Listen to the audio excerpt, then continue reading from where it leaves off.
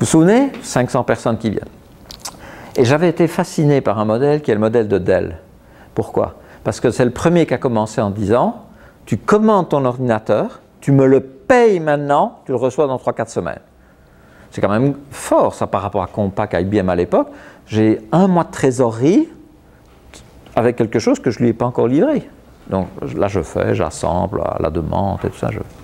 Et je me dis, bah, ok, bah, pour nous, j'ai appelé un 500, avec Alex on a appelé 500, eh bien payez pour voir, vous allez recevoir, vous allez donner des commentaires, mais comme vous allez participer à une aventure, vous payez cette aventure.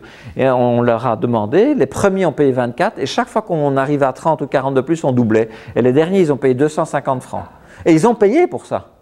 On s'est dit, waouh, ça veut dire des gens qui ne nous connaissent pas, qui n'ont pas encore le livre dans les mains, sont prêts à payer 250 pour un livre qui en vaut des 30 à la sortie, là il y a du bon. Donc on a dit on va refaire une deuxième hypothèse. On va tester si les gens sont prêts à se mobiliser pour acheter ce livre-là et peut-être pour en parler autour d'eux. Donc on organise une conférence à Amsterdam. Et la même chose, on dit sur le web à nos 500 et à n'importe qui, on organise une journée pour découvrir ce que c'est un business model et le business model Canva. Et ce livre, by the way, à l'époque ce livre, c'est comme toi tu l'as vu, c'est-à-dire une sorte de brouillon déjà assemblé, mais c'est vraiment pas encore figé. Et on dit, vous venez une journée, vous êtes bienvenus, vous payez 900 $. Et on va avoir 150 personnes qui vont payer, mais certains du Brésil, un gars qui va venir, je sais plus, de Singapour, de Malaisie, donc on va avoir des gens un peu comme ça des États-Unis bien sûr. On s'est dit, ouais, ça c'est quand même pas mal parce qu'ils viennent, ils ne savent même pas ce qu'ils vont voir finalement, hein, et puis ils voient ce livre-là hein, dans un état prototype.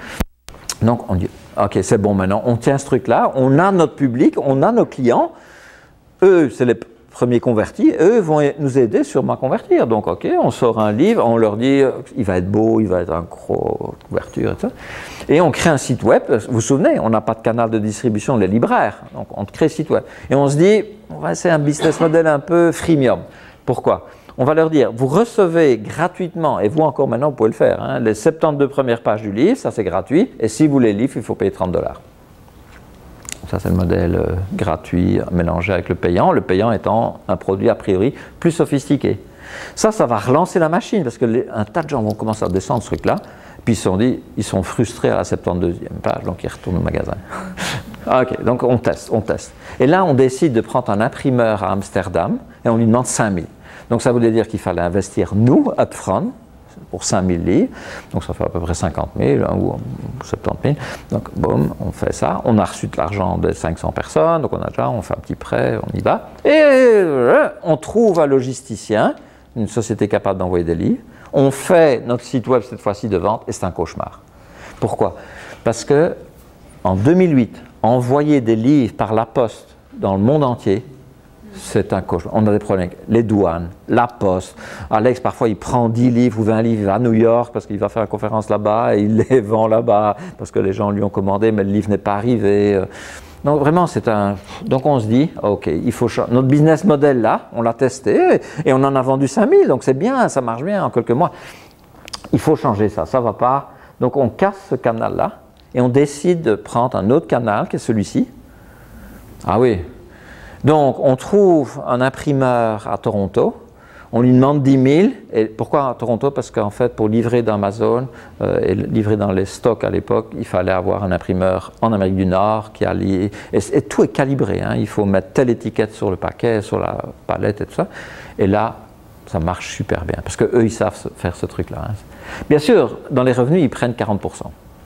D'accord? Donc, un livre 30 francs, ils prennent 12 francs juste pour eux. Ok, donc, mais ça marche. Et on en revend 10 000 comme ça. Et là, alors, les éditeurs viennent comme des requins, quoi. Ils ont senti la viande, donc ils se sont dit, ils nous appelaient à l'époque des no-names, sont capables de vendre 10 000 livres ou 15 000. Non, ça ne va pas. Et on est premier de temps en temps dans certains classements Amazon et tout ça.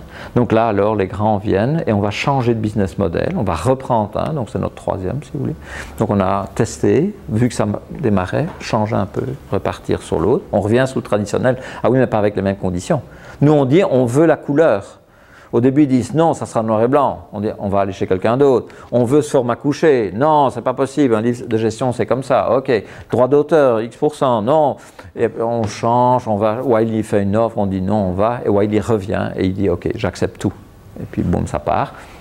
Et puis alors, le fait que c'est Wiley, ça va dire dans les bibliothèques, dans les aéroports, dans les librairies, dans les aéroports, ça va démarrer, ça va être traduit dans 30 langues, ça on n'aurait jamais pu faire, bien sûr, c'est l'avantage de ce business model, eux savent faire, gérer ces traductions. On va se retrouver en tête des ventes dans plusieurs pays, sur Amazon, on va être utilisé par les entrepreneurs, ça c'était notre public, on pensait ça dès le départ, c'est pour eux qu'on voulait ça. Et on va se rendre compte, alors dans les 2 dernières années, qu'en plus d'eux, les grosses entreprises sont des gros lecteurs, des gros acquéreurs et des gros utilisateurs. Et là, vous regardez des sociétés qui utilisent le Canva.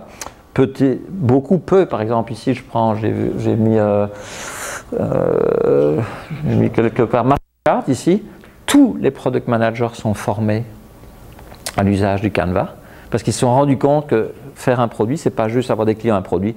Il y a peut-être déjà autres composants du business model qui changent. Donc on va monter un cours en ligne pour eux et tout ça. Et puis on va le retrouver partout. J'exagère un peu ici. Mais non, c'est vraiment un gars qui est arrivé qui a acheté ça. Oui. Est-ce que c'est vous aussi qui faites les formations? Est-ce que ça fait partie du modèle d'affaires? Oui, alors ça je vais revenir dans un moment. Tant qu'il n'est pas sur le marché, il n'y a pas de preuve que ça marche. Et donc il faut être capable de jongler, tester, revenir. Ça c'était... Voilà. Donc ce qu'on vient de faire maintenant, hein, c'est visualiser le Canva. Vous en avez eu 2, dont le principal. Prototyper, cette idée d'ouvrir le jeu et expérimenter, hein, et prêt à changer. Et donc la vision qu'on a, et que j'essaie un peu de faire passer ici dans cet art, c'est qu'on devrait, en tant qu'entrepreneur ou leader dans une entreprise, c'est de travailler sur 3 choses.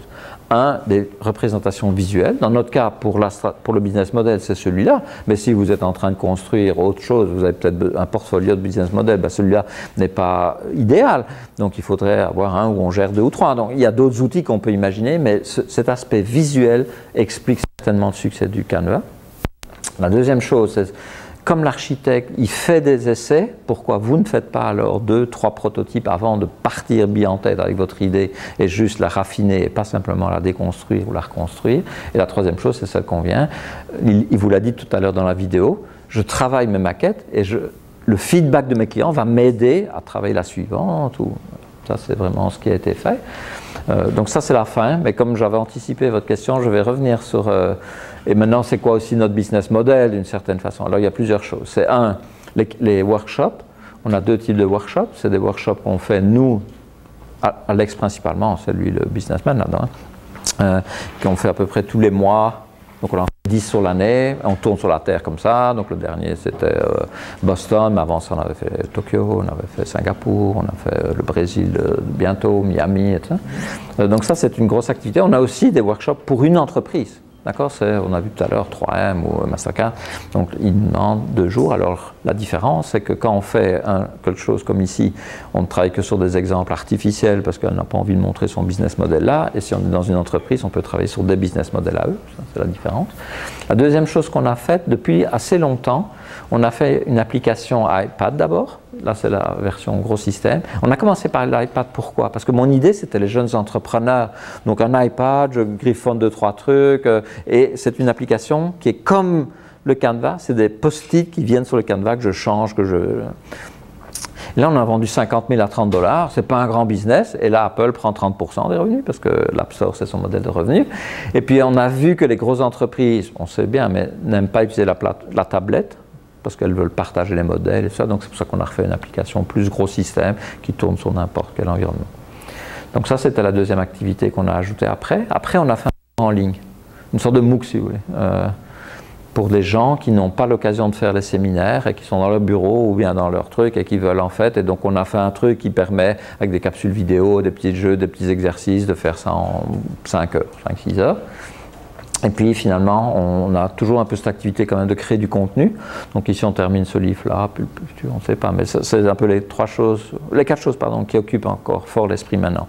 Les workshops, la partie strategizer, donc la partie outils, qui est en parenthèse, c'est une entreprise très décentralisée, on est sur 7 ou 8 sites différents, mais la grosse équipe de développement est à Toronto.